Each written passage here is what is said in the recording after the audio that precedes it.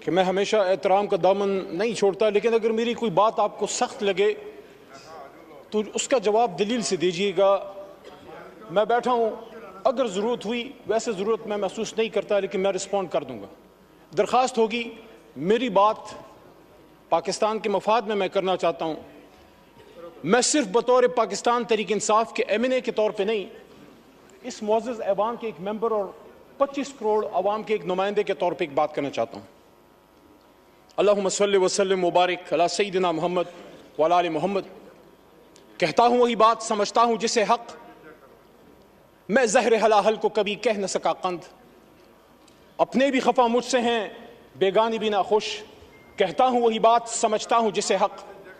میرے دوستو اور میرے بھائیوں، آج سے 2 سال پہلے 9 اپریل کی رات جب آپ میرے بہت سے بہن بھائی جو وہاں بیٹھے ہیں، آپ یہاں براجمان تھے اور میں حکومتی بینچز پہ پیچھے شیخ صاحب کی یہاں میں بیٹھا ہوا تھا جو میری کرسی تھی، اور میرے سامنے میرے لیڈر کی کرسی خالی تھی، اور مجھے یہ لگا کہ جس طرح 3.5 سال میں نے اپنے حکومت کا دفاع کیا جو میری ڈیوٹی تھی، اس رات بھی میں نے اپنا فرض نبھانا ہے۔ مجھے بہت سے لوگوں نے پوچھا بعد میں پورے پاکستان میں جب میں گیا ہوں کہ آپ کو اس طرف بیٹھے لوگوں سے ڈر نہیں لگا؟ وہ 170 172 تھے۔ میں نے کہا نہیں، سیاسی اختلاف تھا لیکن وہ میں ان کو اپنا ذاتی دشمن نہیں سمجھتا تھا۔ تو آج جو میں یہ بات کرنا چاہ رہا ہوں وہ یہ ہے کہ جب پچھلے 2 سال کی طرف میں مڑ کے دیکھتا ہوں تو مجھے وہی کہانی، خورشید شاہ صاحب آپ کی بھی توجہ چاہیے، آپ میرے قائد حزب اختلاف رہے ہیں، تو مجھے وہی کہانی ریپلیکیٹ ہوتی نظر آتی ہے جو آج سے 50 سال پہلے اس ایوان کے ایک منتخب قائد ایوان کو جب پھانسی کے تختہ دار پہ لٹکایا گیا۔ پاکستان تو نہیں بدلا، فرق صرف یہ ہے کہ کبھی ہتھکڑی ڈال کے نواز شریف کی طرح جہاز میں بٹھا کے ملک سے دربدر کر دو، کبھی بے نظیر بھٹو کی طرح، شہید کی طرح۔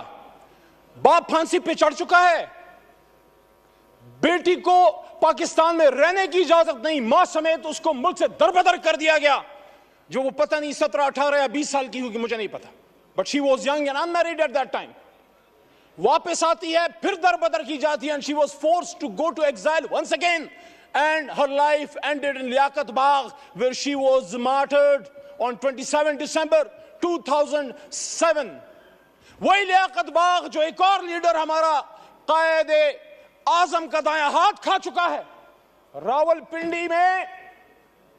راولپنڈی جہاں سے پاکستان کو مضبوط ہونا تھا، مضبوط ہونا ہے اور مضبوط ہوگا، اسی راولپنڈی میں لیاقت علی خان شہید ہوا۔ وہی لیاقت علی خان جو مجھے اعزاز حاصل ہے، میرا دادا پیر محمد خان اس کا قائد اعظم کا ایک ادنا کارکن تھا۔ لیاقت علی خان صاحب تحریک پاکستان میں میرے گاؤں، اور آپ کو سر پتہ ہے، آپ علاقے کو جانتے ہیں، میرے گاؤں امیر مقام صاحب سے مخاطب ہوں۔ یہ سوات جب جاتے ہیں ہاتھیان اور شیرگڑھ سے آپ گزرتے ہیں میرے بھائی، میرے گاؤں لیاقت علی خان صاحب آئے، میرے گھر میں قیام کیا، سردار عبدالرب نشتر ان کے ساتھ تھے، اور وہاں سے 47 میں قافلے گئے پاکستان کو آزاد کرنے کے لیے۔ منٹو پارک جس کو پھر بعد میں وہاں مینار پاکستان بنا، وہاں پیر محمد صاحب، غلام محمد خان لوکھوڑ اور خیبر پختونخوا سے مسلم لیگ کے قافلے لے کے گئے۔ وہی میرے لیڈر عمران خان صاحب کے والد اکرام اللہ نیازی بھی وہاں موجود تھے۔ تو جب ہم بھی پاکستان بنانے والے ہیں، آپ بھی پاکستان بنانے والے ہیں، تو پھر بار بار کیوں ہمیں یہ کہنے کی ضرورت پڑتی ہے کہ نثار میں تیری گلیوں کے اے وطن جہاں چلی ہے رسم، کہ کوئی نہ سر اٹھا کے چلے، جو کوئی چاہنے والا طواف کو نکلے، نظر چرا کے چلے، جسم جا بچا کے چلے۔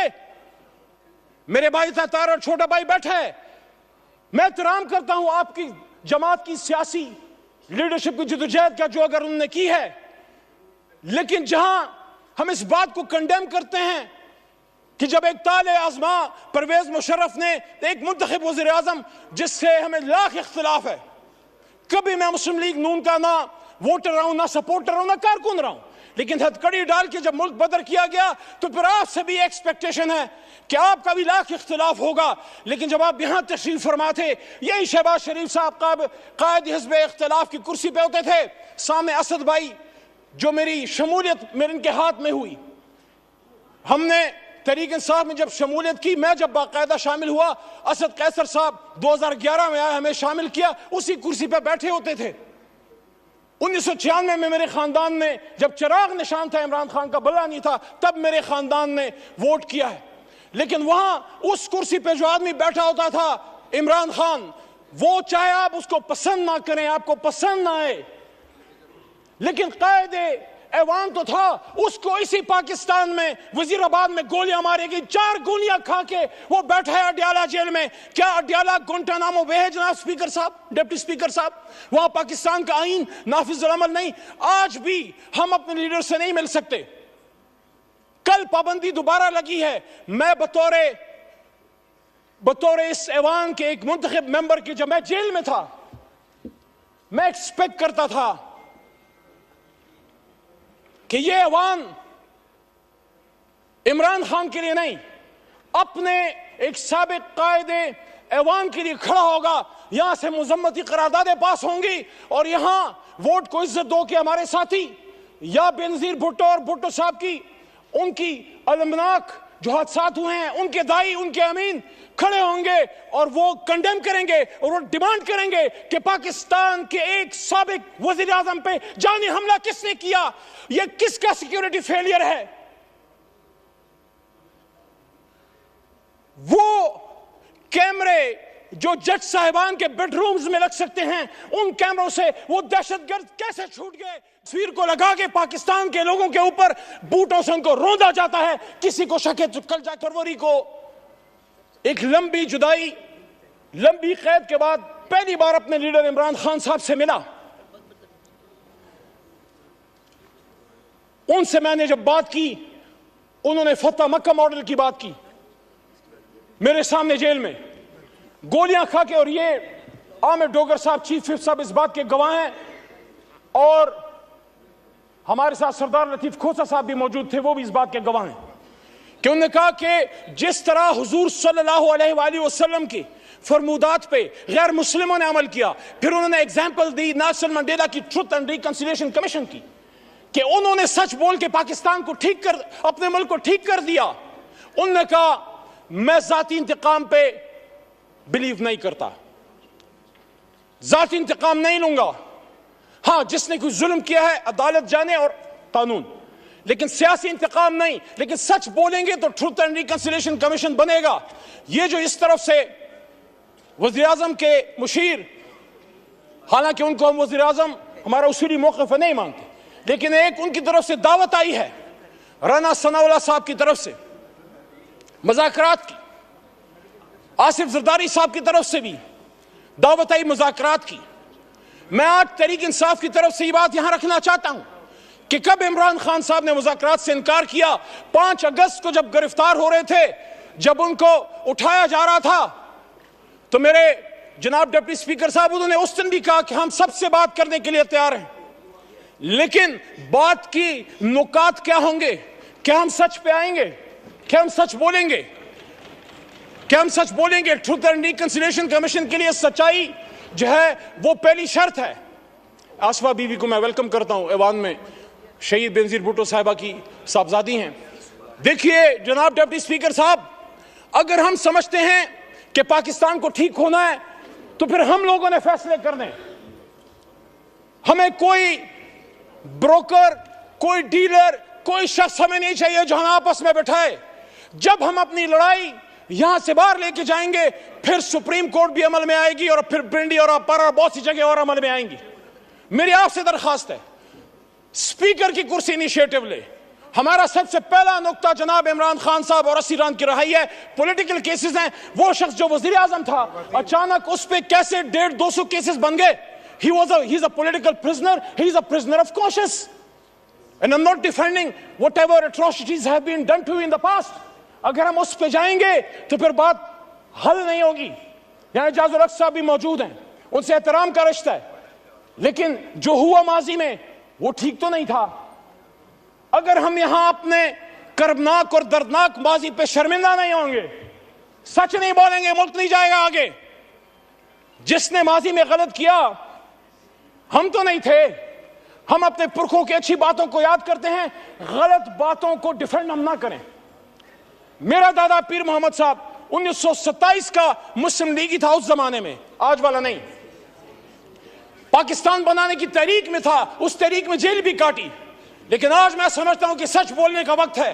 جہاں مجھے اس پہ فخر ہے کہ تحریک پاکستان کا کارکن تھا، جناح کا ساتھی تھا، جیل کاٹی، پاکستان کے لیے تکلیف اٹھائی، وہاں جب وہ فیڈرل منسٹر فور ریونیو بنے، میرے خیال میں ان کو ایوب خان صاحب کی کیبنٹ میں وزیر نہیں بننا چاہیے تھا.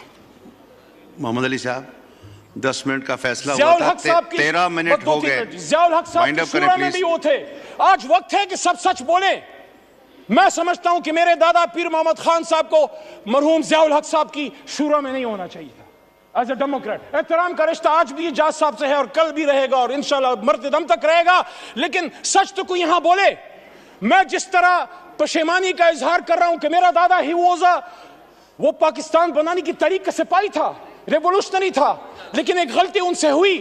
میں ایکسپیکٹ کرتا ہوں کہ میرا چھوٹا بھائی ہے بلاول صاحب، چیئرمین ہے تحریک پیپلز پارٹی کا، ان کے خاندان نے قیمت چکائی ہے، لیکن ان کے دادا بھی فورن منسٹر تھے ذوالفقار علی بھٹو صاحب ایوب خان صاحب کے ساتھ. ہم سب کو ان سچائیوں کی طرف آنا پڑے گا. بعد میں انہوں نے قیمت چکائی جس کو ہم آج اپریشیٹ کرتے ہیں. میں نے اپنے لیڈر سے زیادہ آپ کے لیڈران کی بات کی ہے، لیکن آج میں یہ بات دوبارہ رکھنا چاہتا ہوں کہ عمران خان صاحب نے، کیا آپ یہ سمجھتے ہیں کہ کیا صرف ان کی کسی غلط پالیسی کی وجہ سے عمران خان صاحب کو گھر بھیجا گیا؟ میں نے 2 سال پہلے بھی یہ بات کی ڈپٹی اسپیکر صاحب، اور آج بھی اس بات پہ قائل ہوں. جب اس ایوان میں اکیلا کھڑا تھا میں نے وہاں یہ بات کی تھی کہ عمران خان کو اس بات کی سزا دی گئی ہے کہ جس بات کی سزا ہمیشہ پاکستان میں کوئی بھی جو آزاد پالیسی بنانا چاہتا ہے، ہم سے پہلے جس بھی لیڈر کے ساتھ ہوا ہے، آپ سب کو پتا ہے کہ انہوں نے پاکستان کی 1 انچ زمین کسی غیر ملک کو دینے سے انکار کیا. اور جب یہاں 2 OIC کانفرنسیں کی اور جب مسلم بلاک کی بات کی، امت مسلمہ کو اکٹھے کرنے کی بات کی، تو یہیں پہ بلاول صاحب موجود تھے. وہاں سے میں نے ان کو بات کی کہ بلاول صاحب، آپ کے نانا نے بھی مسلم امہ کو اکٹھا کیا، میرے لیے 2 بار اکٹھا کیا. شکریہ. شکریہ. 15 منٹ ہو گئے، 10 منٹ کا فیصلہ تھا.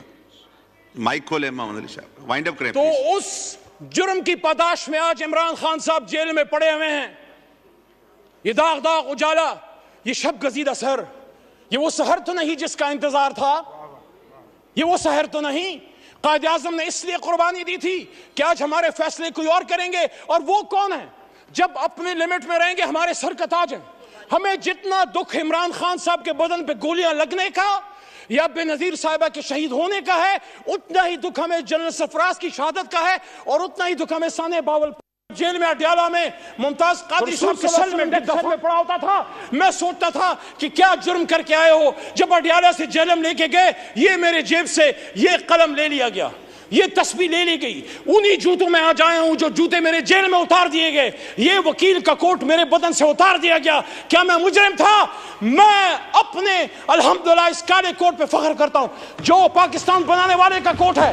شکریہ. قلم کی تسلیم مت کرو. پاکستان شکریہ. شکریہ. شکریہ.